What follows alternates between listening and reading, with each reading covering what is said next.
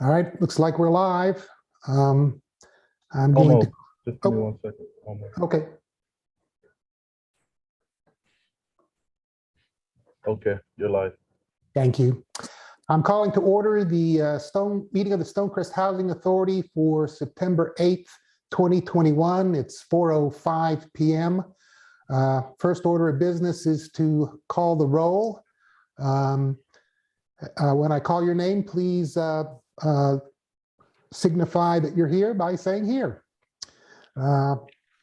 Vice President and Treasurer Edwina Clanton. Here. Commissioner Dennis Day. Here. Commissioner Forrest Elliott. Does not appear that Forrest is here. Secretary Marty Garrison. Marty, you're on mute. Here. Thank you. We have a quorum. The only person not here is Forrest Elliott. Okay. Next order of business is the approval of the agenda. Now we did plan to have a guest speaker today. If he joins us as we proceed, I will move him up in the order of business under reports and presentations. Hopefully that's okay with everybody. I'm looking for a motion to approve the agenda. Motion to approve. Do I hear a second? I hear a second. Any discussion? Hearing no discussion, I will call for a vote. All those who approve can say aye, and those who are opposed can say nay. Vice President and Treasurer Clanton. Aye. Commissioner Day. Aye. Secretary Garrison. Aye. It is approved unanimously. The chairman says aye, and again, Commissioner Elliott is not here today so far. Next order of business is to approve the minutes for August 11th, 2021. I'm looking for a motion to approve the minutes. Motion to approve the minutes for August 11th. Do I hear a second? Second. Any discussion? Hearing none, I will call for the vote. If you approve, say aye. If you are opposed, say nay. Vice Chairman and Treasurer Clanton. Aye. Commissioner Day. Aye. Secretary Garrison. Aye. Minutes are approved unanimously with the chairman saying aye as well. Next on our agenda is public comments, and I have not received any public comments for this meeting. We will go to reports and presentations. Edwina, can you provide us with the treasurer's report?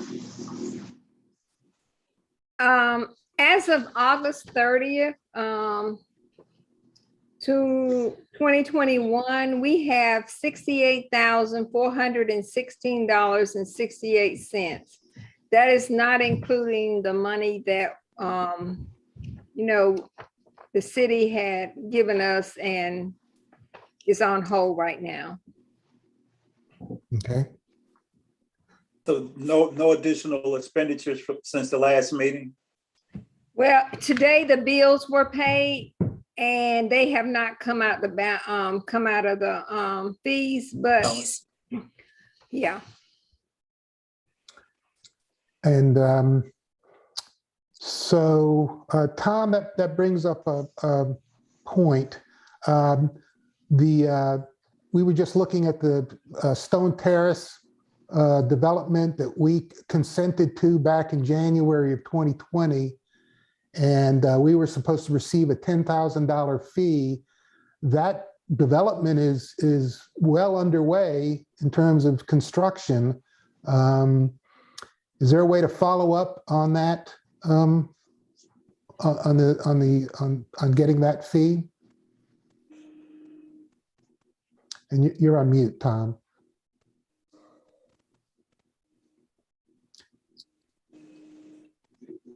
There's my unmute. How's that? That's good. I'll be glad to call their attorney. Okay. Okay. Great. The next item on the agenda is a report on insurance. Had you had a chance to look into that, Edwina? Yes, can I make a comment about that $10,000? Sure. If we get that check, can we can use that to go ahead and open up us an account? Is that correct? Or we still have to wait on the city to give us permission? If they give you the $10,000, you Yes, can sir. open up your own account with that. Okay, all right, thank you. That sounds promising. Okay. All right. On the insurance, I was able to get in touch with an insurance company that does in Conyers, and they evidently do housing authority for DeKalb and some other municipalities around the area. They couldn't get the quote to me in time for our meeting today, but they are going to email it to me, and I'm going to forward it to everyone. And they're also going to put in some commercial general liability in case that we go out and do an event or something and somebody gets hurt. They say it's not that much to have it with that policy, but they would get it to me as quickly as possible, and we can opt out and not getting it if we so choose to. But we do have that building down there. So if that building, if someone comes into that building and we decide to have a couple of meetings before the end of the year, it'll cover if anything happens in that building, somebody slips and falls or something like that. So in the next day or two, I should be getting it, and I'll just forward it to everyone so that they can take a look at it and we can vote on it the next meeting. Sounds good.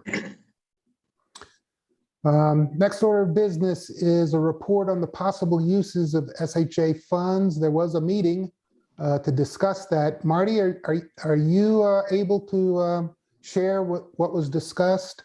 I have the meeting notes in case you aren't. I don't have the meeting notes. Okay, I'll let me pull them up real quick. So these are the meeting notes that went out on that meeting. Here are some ideas for sharing those funds. One was rental assistance. Another was a mechanism to provide temporary housing for people affected by some kind of disaster. There was an idea to sponsor training to help people understand what they need to do to move from assisted living to owning their own home. There was the idea to sponsor instructional classes for senior living tenants. This would be things like gardening, personal health. There was an idea to sponsor classes on achieving credit proficiency, which is something that you would certainly want if you want to have a home of your own. Idea of sponsoring classes on home repair and maintenance, the idea of adopting a blighted neighborhood and helping to upgrade it, idea for landlord assistance, especially now when there are all these moratoriums on tenants having to pay rent. A lot of landlords are suffering because of that, and maybe there's some form of assistance we could provide. And in general, improving the quality of life for tenants and helping people move up to the next step and build a financial legacy. And we also talked about, or you talked about, having a meeting to tweak the Housing Authority's mission statement. So I think, anybody have any ideas on, now that we've developed these ideas, I will send them out to all the commissioners, and maybe we can talk about next steps on maybe we do some kind of prioritization and deciding what to do. I think it would help if we had control of our funds, before we get too deep into this, but I think this is a real good start in looking at ways to use those funds. Any discussion?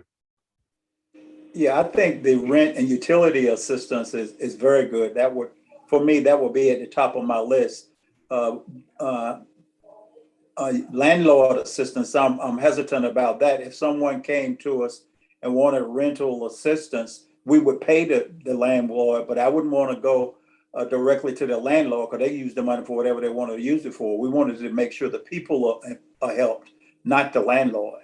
And if we pay for the tenant, the landlord will be helped, but I wouldn't want to work directly with the landlord. Sure, and that makes sense. So instead of giving the money directly to the tenant, we would give it to the landlord on behalf of the tenant. Absolutely, right. I've done that for other groups that I'm involved with. That's a good idea.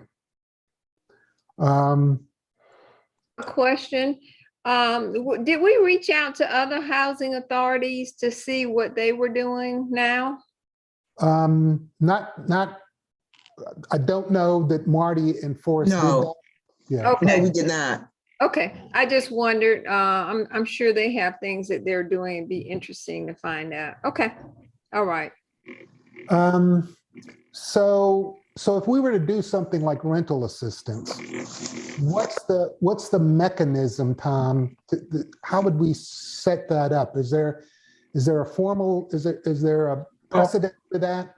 Well, there's two types of rental assistance. There's project-based where you could say, well, we'll take one unit in your project and we'll provide rental assistance for that unit.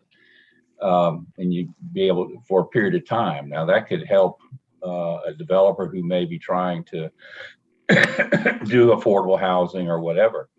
The other side of it would be to do it individually for somebody who may be in need. And I think that's more of a,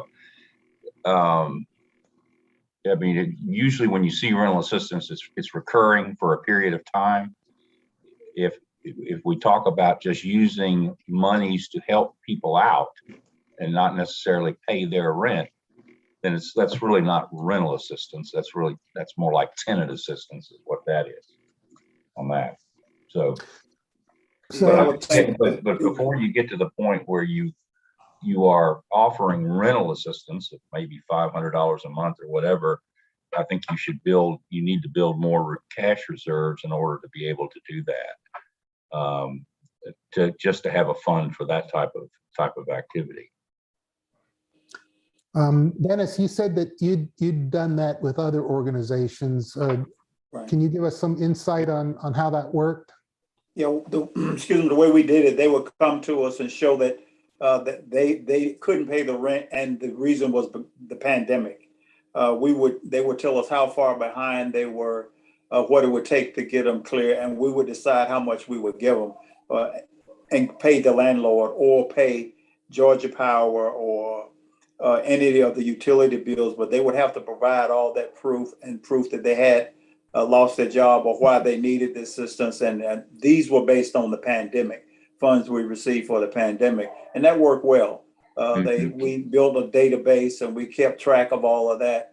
And then the checks were issued to the vendor, whether it's the landlord or Georgia Power or whoever the vendor is, and that with that person's account number, so they will get credit for it. And how do you solicit these people? How do you find them? We were working, one of the groups we worked through the DeKalb County, and they were coming to the county, and then the county would come to us and we would provide that service for the county. Okay. Any other discussion around this? So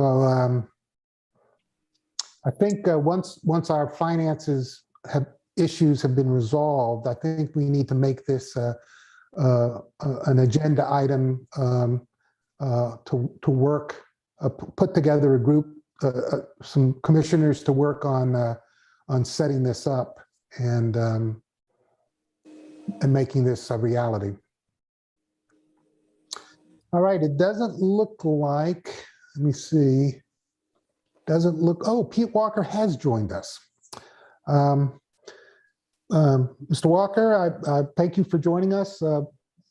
Pete Walker Jr. is the President and CEO of the Housing Authority for DeKalb County.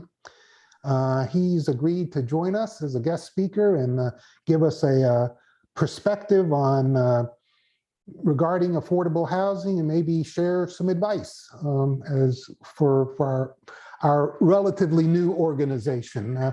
We're honored to have you, Mr. Walker. Well, I appreciate the opportunity to speak to you all. Thank you for the kind introduction. Can everyone hear me okay? Just fine. Okay, great. Yes, I am currently the President and CEO of the Housing Authority of DeKalb County, and we have a very robust bond program, and also we administer over 5,000 vouchers throughout the county. And we're willing to help, the Stonecrest Housing Authority any way that we can, and I know that you're trying to get involved in the bond issue process, and it's a relatively complicated process, and there's a lot of learning. I started issuing bonds back in 1989 when I worked for the Urban Residential Finance Authority in the city of Atlanta, which has evolved into Invest Atlanta right now. So we've issued a lot of bonds in my time, and I think that's one of the most important tools that we have to create affordable housing, because they can be used in conjunction with tax credits. And you can have some very high quality affordable housing. You create very high quality affordable housing out of that. So I'm just here to Mayor Larry asked me to, just come in and be prepared to answer any questions anybody might have. And, our strategy is to try to increase the quality of affordable housing. And overall in DeKalb County, we have a good amount of affordable housing. It's just not good quality. So we're very focused on the quality, increasing the quality. I think in Stonecrest, you have a little bit of a different situation. You have a little bit better quality than we have throughout the county. I think what you have to do is, what I would recommend is trying to balance, the amount of affordable housing, where the affordable housing is, and obviously the quality of that affordable housing. I think that, you have a great opportunity because it's all new, it's relatively new, and you have a lot of land. So I think, any way that I can help or we can assist, we'd be happy to have conversations, have more of a conversation about it. If you don't mind, I am going to go ahead and activate my camera, even though I'm in sweats today. I'm sorry, but I just don't like speaking to you without, I was working outside the office today, so I'm going to see if I can activate it. That's perfectly okay. We're an informal group. But at the end of the day, well, it doesn't look like I can do it. But anyway, I wanted to make sure that I was available for any questions that you might have, any discussion you might have. I'm just here, and we'd really love to see if there's a way we can work together. That'd be great. I do have a question. So there is often stigma associated with affordable housing. And I was wondering how the county housing authority addresses that, or if you address it. Well, we do. We have to, because there is a stigma associated with it. One of the things we did was we have diversified into several different entities. And so we're not only the Housing Authority of DeKalb County, but we're the Housing Development Corporation, which is our nonprofit development arm. We're also the Resident Services Corporation, and which provided resident services for our entities. For our clientele throughout the county. And we're PTS Consulting Group, which is Pathway to Sustainability. So we help other housing authorities. We're right now working with the Milledgeville Housing Authority through that group to help them have a sustainable model that they're working with. So we actually kind of rebranded ourselves to Affiliated Resources Group, because we have all those companies that we work under. So that's what's on our bus. because quite honestly, if you're driving through a neighborhood with the housing authority on your bus, people get nervous. Whereas if it's ARG or Affiliated Resources Group, nobody knows what that is. One of the things that we do is we're very open to taking people out to our various properties. We want to take people on tours of our property so they can see that they wouldn't even know that they're affordable. And that's really one of our goals, is to make sure that nobody would know that these are affordable properties. There shouldn't be any difference between these and your market rate properties.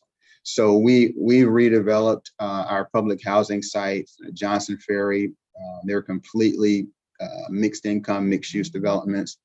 We're in the process of finalizing everything at our Toby Grant site, which is on North Decatur Road. All we have left is the single family portion of that, where we're redeveloping. And also we develop throughout the county, and nobody really knows that it's us developing.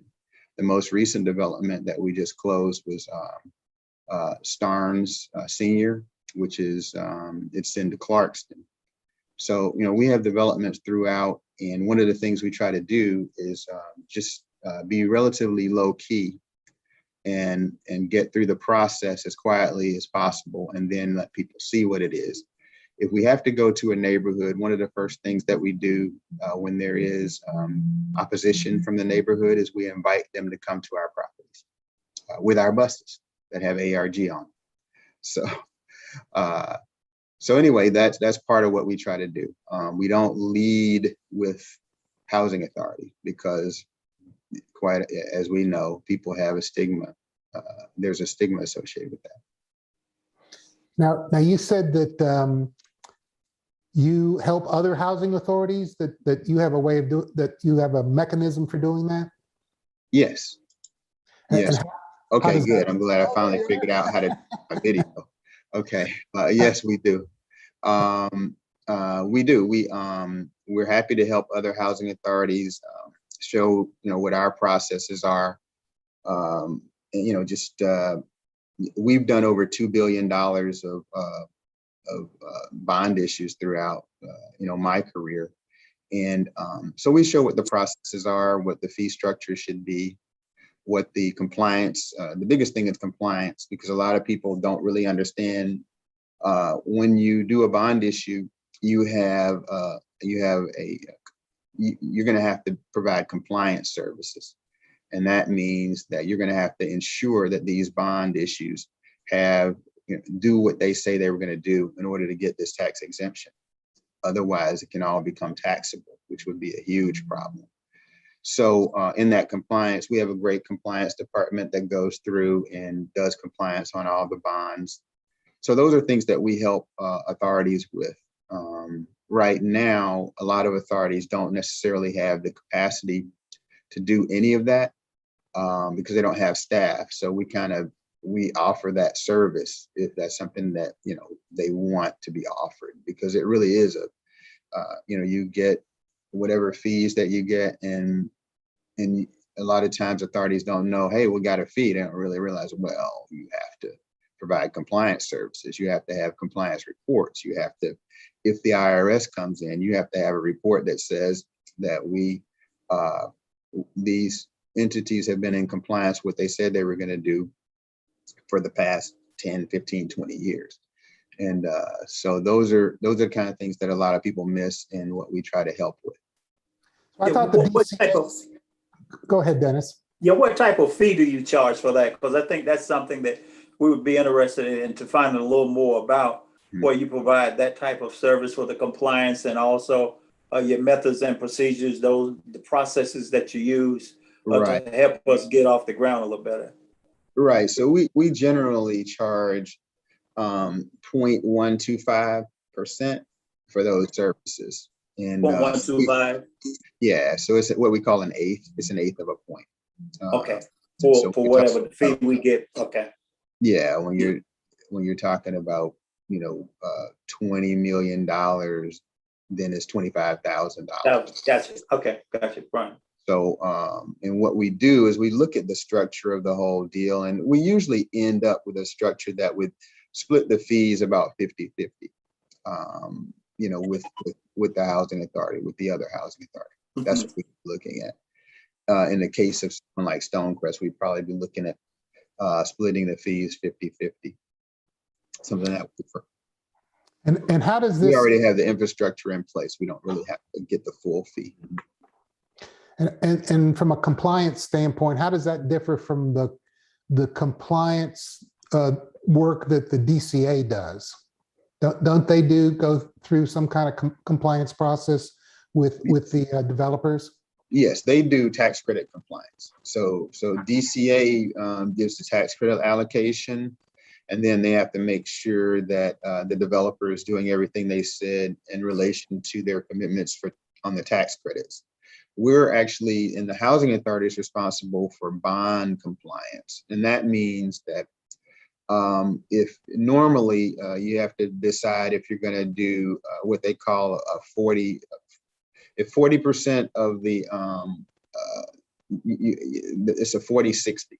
So 40% of the units have to be at least within 60% of area median income, or 50% have to be at least within 20% of area median income. That's kind of not happening these days. Most of them are 100% under 60% of area median income. So in essence, what you're really saying is that are 100% of these units, at least the people that meet the requirements of 60% of area median income.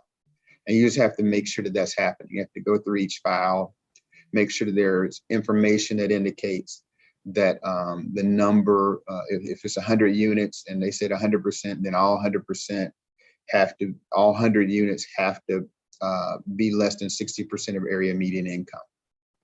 So that's what the authority is responsible for. And if the developer had said 80%, then we'd have to make sure that 80% of the units met 60% of area median income. Very rarely do they do the 50% of area median income. It's just it doesn't work as well as the 60% of area median income. So that's primarily what the authority is responsible for, making sure that the required percentage of residents are less than 60% of area median income. And they do that by looking at what their verifiable pay is, or income, the various sources of income that they have. They verify that. I let the record show that Commissioner Forrest Elliott has joined the call. Hi, Forrest. Anybody else have any questions? Mr. Walker. I'm sorry, Tom. I'll yield to Mr. Curry. Pete, at what point do you decide to enter into private enterprise agreements for ad valorem tax purposes? I mean, how do you assess whether to do that or not? Sometimes you do, sometimes you don't.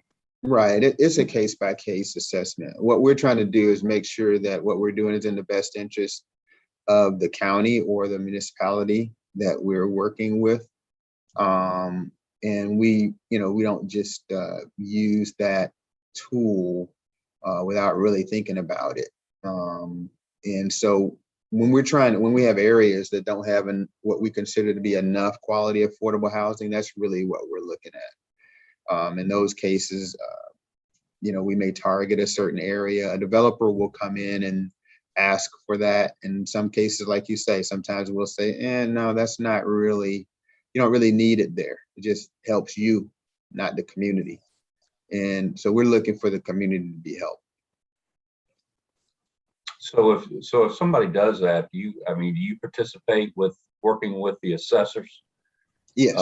In order to, I guess, to come to some determination as to what the tax base is going to be? Yes, we try to work hand in hand with the assessor to make sure that they know what our overall objectives are. And what we're really trying to do is make sure that we're spreading affordable housing throughout the county, and that it's not all in one area. We want it to be in areas close to jobs if possible, where there's potential growth is, if possible as well. So we have a pretty robust, we look at it very closely before we enter into those private enterprise agreements. All right, thank you. Mr. Mayor, did you have Thanks, sir. something you wanted to say? Yeah, I did. Mr. Walker, appreciate it. Thanks for coming today. Full disclosure to everybody. Mr. Walker and I have known each other for 40 years. And we were classmates, and even our fathers were classmates. So I have high confidence in Mr. Walker. And thank you, Pete, so much for for being on with us today. Mr. Walker, we're a new organization, and we wanted to do things that were brand different than other organizations. So where we are today, we've hired and nearly completed our organizational brand, that we hired a director to do so, to finish our brand and what we look like from the Stonecrest Housing Authority. Okay. And then sort of move forward from there. One of the other things that's innovative for us, Mr. Walker, here in Stonecrest, is that we've tried to, from a mayor and council standpoint, but particularly from a mayor standpoint, the entities that we brand them Stonecrest. Stonecrest Housing Authority, Stonecrest Development Authority, Stonecrest Visitor and Convention Bureau. We keep that brand consistent. Right. One of the things that we thought that would be a good idea for us here for the Stonecrest Housing Authority is to engage in independent sales executive to go out and find us the deals, to be able to bring to the city of Stonecrest and evaluate from a housing authority board member, commissioner standpoint, to make sure that we're bringing in quality stuff here, because nobody's just going to wake up one day and look for Stonecrest Housing Authority. We have to actually go out and get it. Right. My question to you is that we've tried. I wouldn't say we've tried, but we considered different methods of being able to compensate those companies for being able to do that.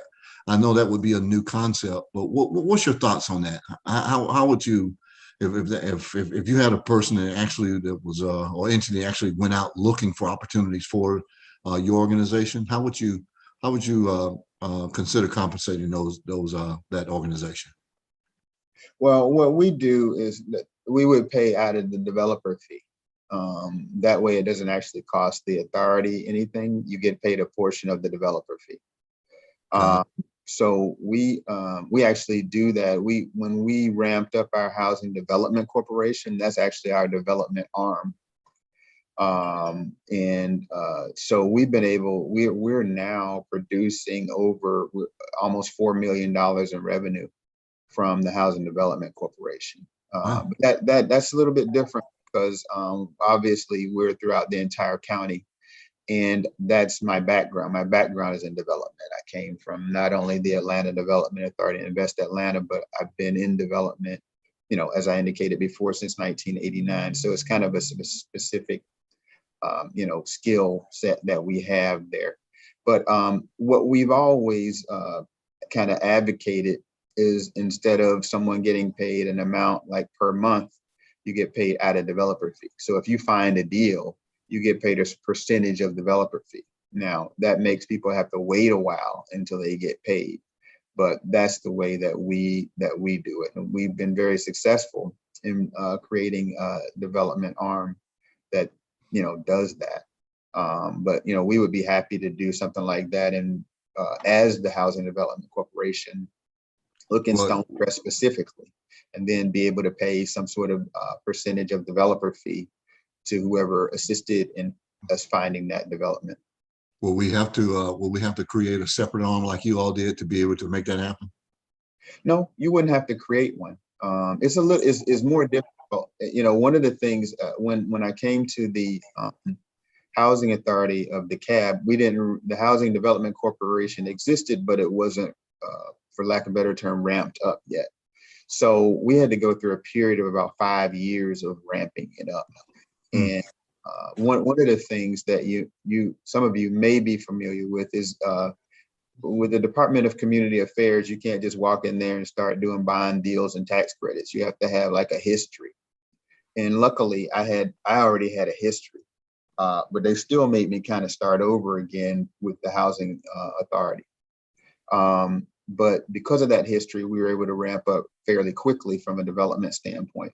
So I think that you could either work with us as a housing and development corporation or create an additional entity that could work with us in that capacity. And that really may be the best way to do it, is you create a housing development corporation like ours that works with our housing development corporation that can be built up over the next 5 to 10 years like ours was. Excellent. But Thank you, to create our own housing development corporation, I mean, we would have to fund a staff to be able to do that.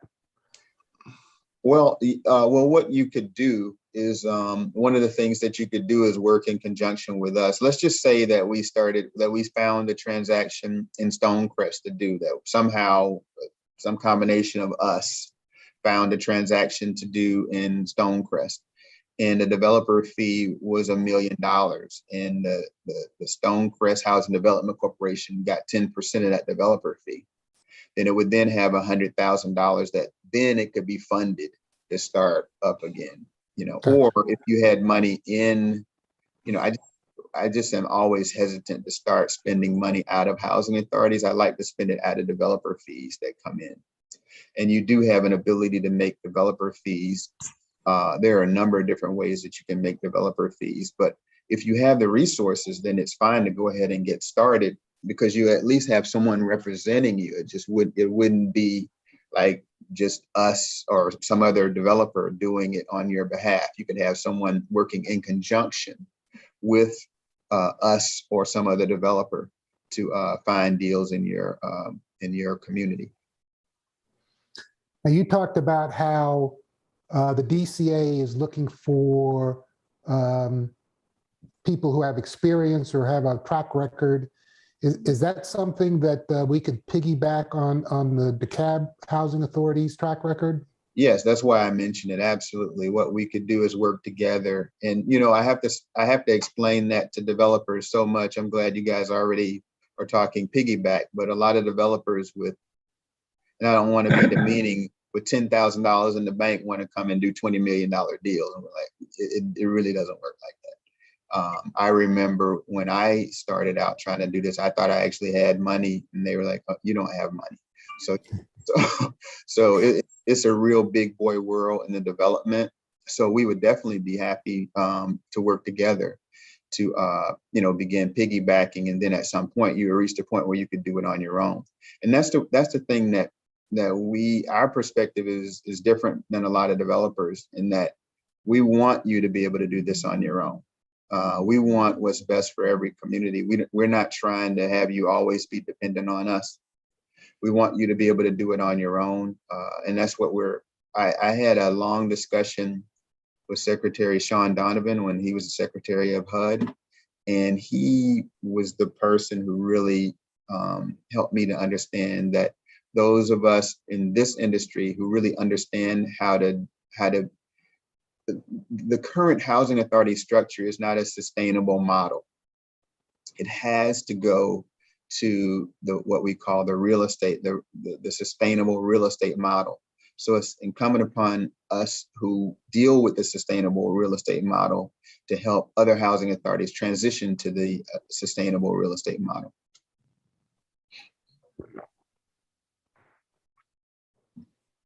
All right. Any other questions?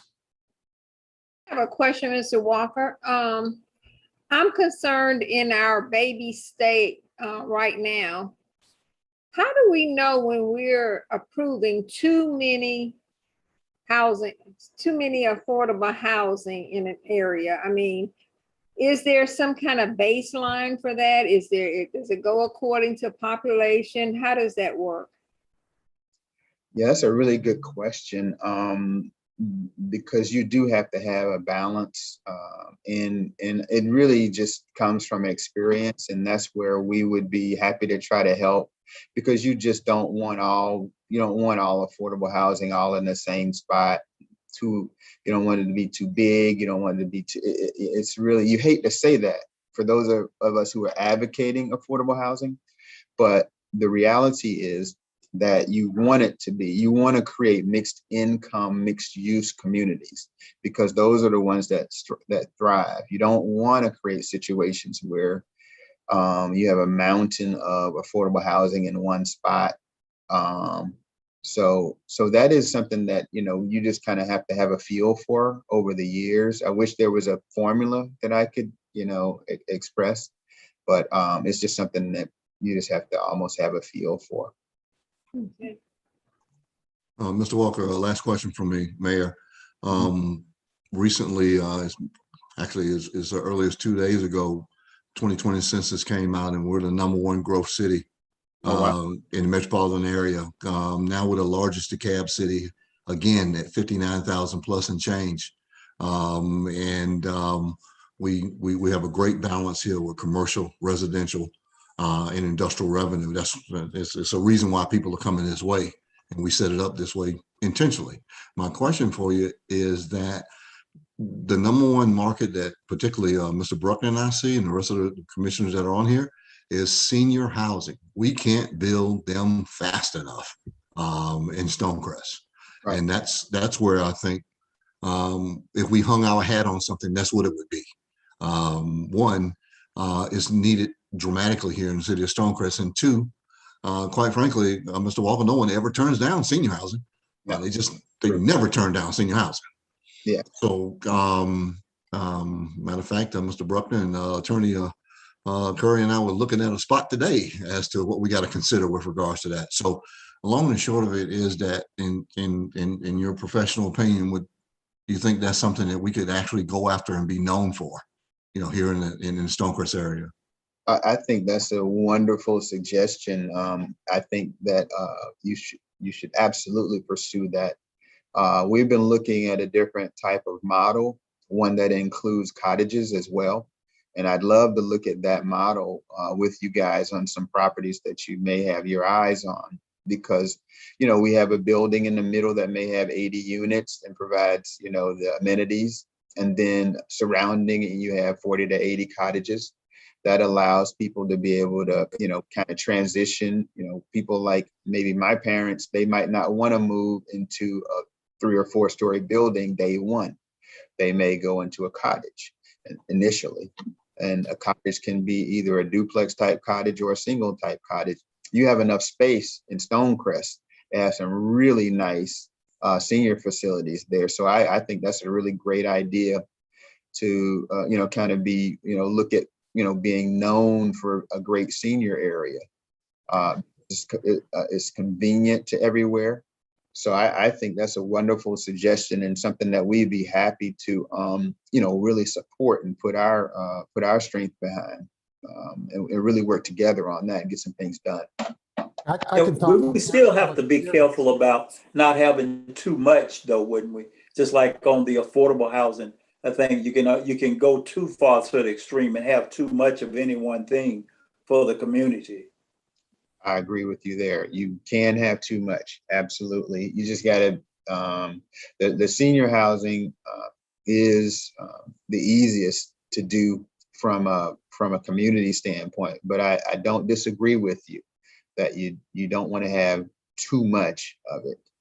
So we would have to keep our eye on that as well. I agree. Right. And from personal experience, that model you talked about where you have cottages and then you have other units that people can move in. My in-laws were part of that, where they started out in the cottages. As they got older, Yep. They moved into the apartments, Yep. and then they moved into the assisted living portion, Absolutely. and then they moved into the nursing care. And Yep. that was so great for them because it was the least disruptive Yep. type of thing. And they moved into the cottages when they were my age now, and it was just great for them. If they didn't want to make a meal, they would just go into the main building and get their dinners. And there aren't a lot of those. No, there there's are a not few any, far there are between. not enough in DeKalb County. I mean, and that's why Stonecrest has the most land. It has the most land to be able to do these types of developments. If you go in Fayette and all over, they're all over the place in the various other counties, but you can't find them. You may find one or two. I think there's one on Lawrenceville Highway, but it's tight. It's a real tight space there. And I think that we could do several in Stonecrest and other areas, obviously in DeKalb County. But, you know, if that's something you guys are interested in, we can definitely look hard at a couple of those. I think West Park Place. Yeah, they have one. That is just beautiful. But I didn't think developers, you know, make a lot of money off of them because they're spread out so much, but. Yeah, West Park Place I think it's not affordable either. It's like super expensive. Oh yeah, it sure is. It's super expensive. Yeah. You know, the tax credits is a beautiful thing because you know, you're getting equity that you don't have to pay back. And that's why you're able to provide the affordability part of that. The other thing that we can look at in something like Stonecrest, where you have some strong income, is you can have mixed income. You don't have to have 100% affordable. It could be 50-50 affordable. You know, there are people who have money to spend. You can also do these types of transactions where none of it is affordable. And you can have a mixture where people don't know the difference between all of it. So there are some real possibilities because you don't want to put too high of a concentration of affordability in any one location or one area, even if it is seniors. But there are seniors in DeKalb who have money, and but they still want to live in DeKalb. Yeah. And so there's a lot of opportunities there, and we'd be happy to you know, help you guys explore those. Any other questions? Thank you very much, Mr. Walker. Really appreciate you taking your time to talk to us today. If you want to hang on, feel free. Otherwise, understand if you want to drop off. But in any case, you know, it was a real honor to have you speak to us today. Well, I appreciate the opportunity, and I look forward to us speaking more. So just, you know, if Mayor Larry or whoever would like to reach out to me, we can set up a meeting where we can kind of sit down and talk about some of the specifics about what you're looking at. I think the Tom Curry's question about private enterprise agreements is really important too, because that helps deals.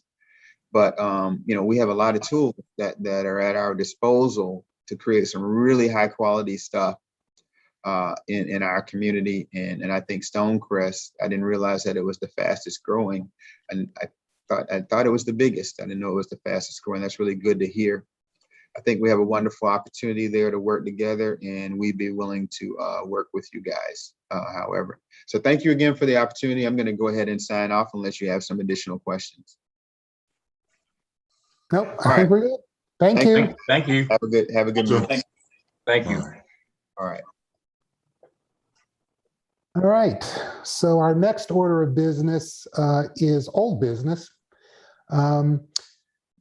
We're obviously doing a Zoom call instead of meeting in person. The city has decided, I think they have either passed a emergency, declared an emergency that requires these types of meetings to be held on Zoom, or they're about to.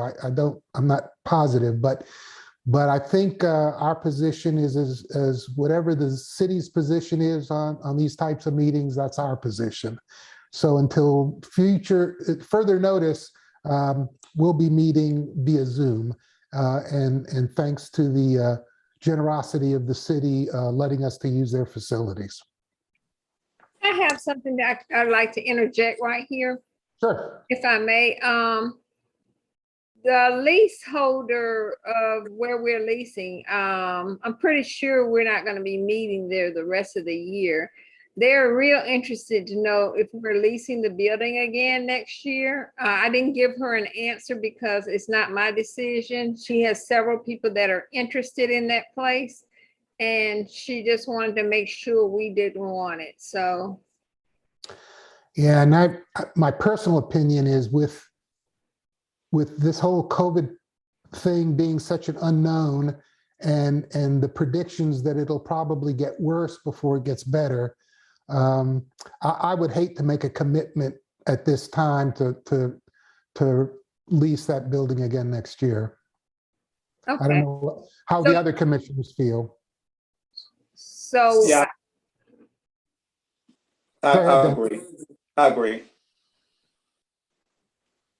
I mean, we'll if it turns out that next year, things have gone back to relative, normalcy, we can look for another facility. Hopefully, we'll also have our relationship with the city worked out, the intergovernmental agreement, or we'll know where things stand better next year, and we'll be able to make a better decision it's a little difficult with things being up in the air right now. okay, so I'll let her know she can go ahead and entertain leasing it to someone else. Thank you. Thank you. All right, I sent everybody the version of the Housing Authority purchasing policy, and hopefully everybody's had a chance to look at it. I think I would like to take a motion. We can discuss it after the motion, but I would like to take a motion to approve this Housing Authority purchasing policy. Do I hear a motion to that effect?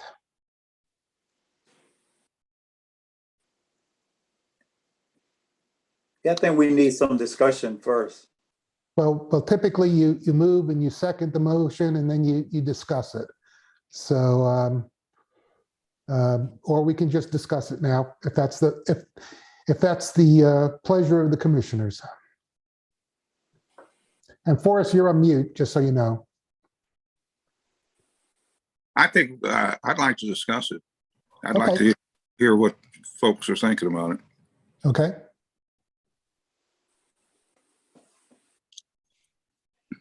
I open the floor for discussion. Okay.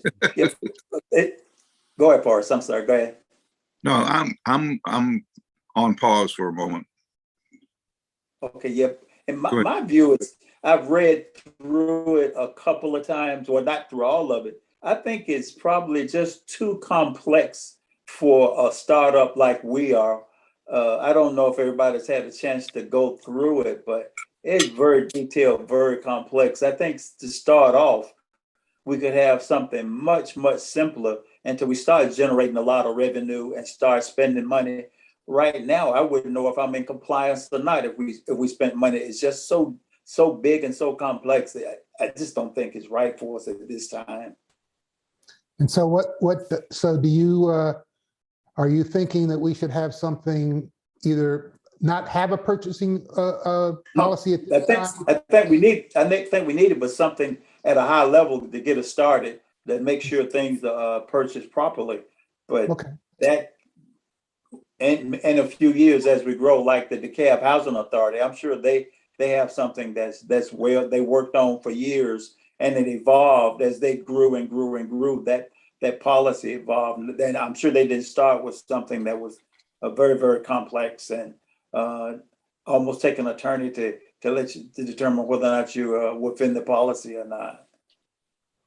So, I mean, so I'm more than open to specific recommendations regarding the policy, not necessarily something we have to address right here, but if you could send me something in writing, an email, I can pare down the policy.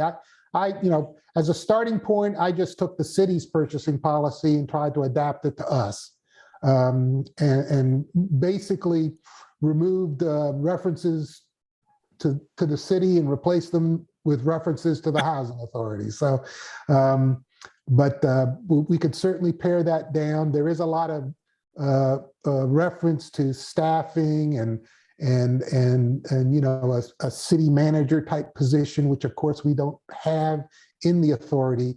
So I could take all that out and make it more of a, here's who can sign and here's who can't sign, and this is how many people. Right. and these are the, but I'm going totally ad lib here. I've had very little input from the beginning of this process, so I'm pretty much going on my own.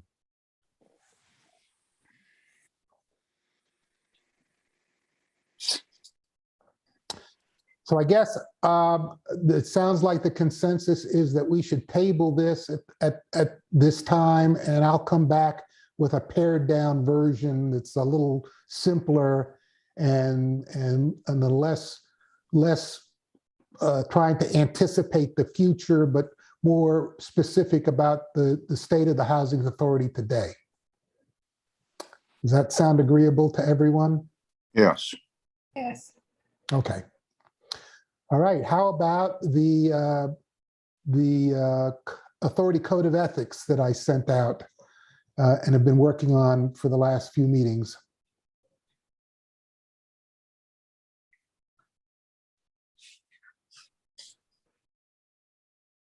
Again, I basically took the DeKalb, I do believe it was the DeKalb Housing Authority Code of Ethics and modified it to be the Stonecrest Housing Authority Code of Ethics. I also, I did get input from Commissioner Day that I added in terms of conflict of interest and signifying, potential conflicts of interest every year. Right. But other than that,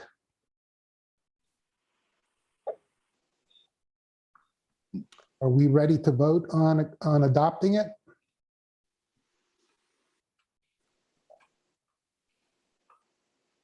Do I hear a motion? I make a motion that we adopt the ethics that you've been working on as it's written today until, yeah, we adopt the code of ethics that you have written today. And do I hear a second?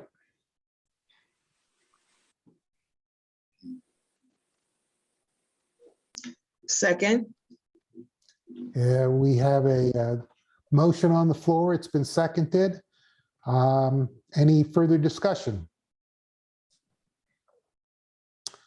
Hearing none, I will call for a vote. If you approve, please signify by saying aye. If you're opposed, please signify by saying nay. Vice President and Treasurer Clanton. Aye. Commissioner Day. I'm gonna abstain for now. Abstain. Commissioner Garrison. Aye. And Chairman says aye. It passes with four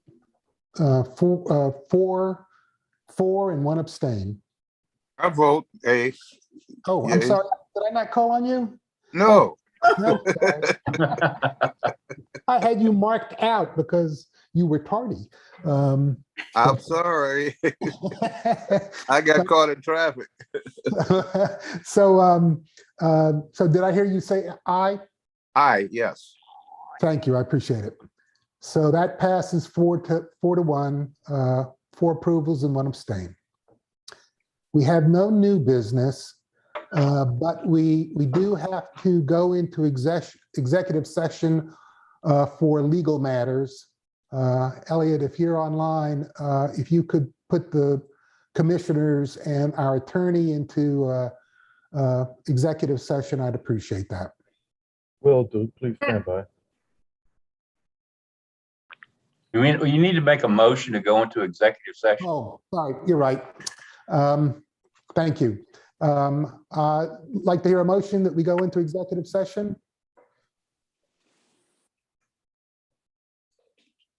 I So make a moved. motion. Yeah. Do I hear a second? Second. All those in favor signify by saying aye when I call your name and nay if you're opposed. Commissioner, or rather, Vice President and Treasurer Clanton, Aye. Commissioner Day, Aye. Commissioner Elliott, Aye. Secretary Garrison, Aye. Chairman says aye. It passes unanimously. Now, Elliot, thank you. Please put us in executive session. How do I do that? No, not you. I'm sorry. Elliot Maddox is the city assistant, and he will take care of that. Okay. I knew you were gonna think that. I'll get your name one of these days for us. Okay.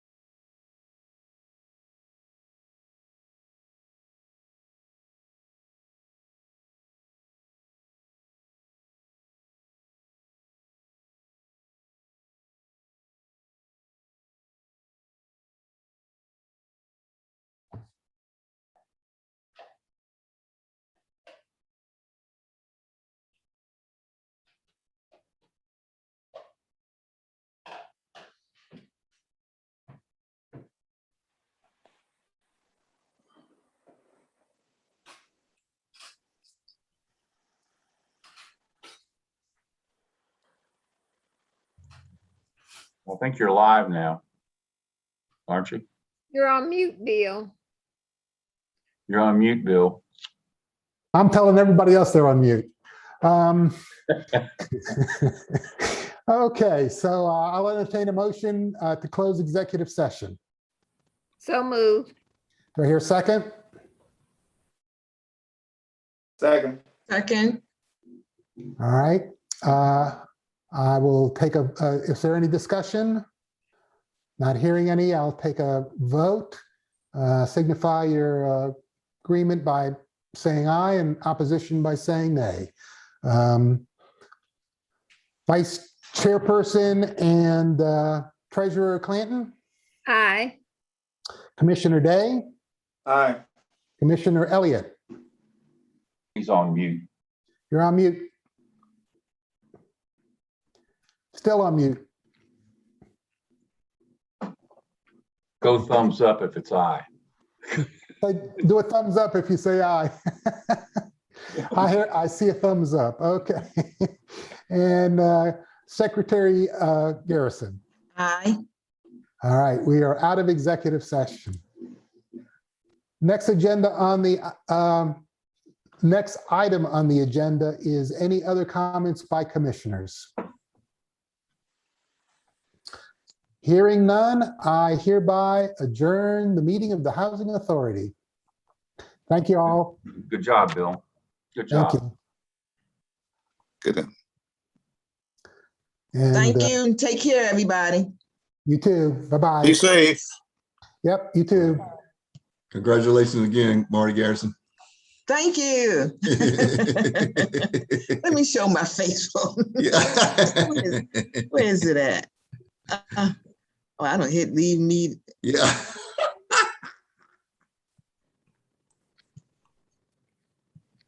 I can't even get back. Oh, there we go. Hi. Bye.